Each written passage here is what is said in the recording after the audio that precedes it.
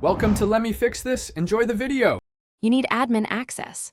Once you have it, open Task Manager now with Control plus Shift plus ESC. You'll see processes. Focus on background processes sorted by CPU or memory to find offenders.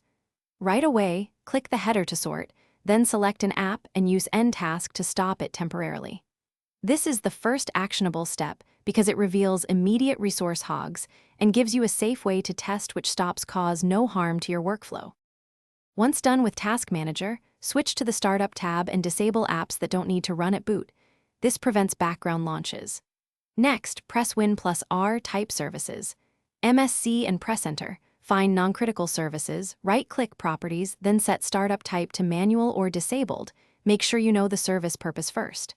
Finally, open Settings, navigate to Privacy, Background Apps, and toggle off apps you don't need running. These steps stop recurring background processes before they start.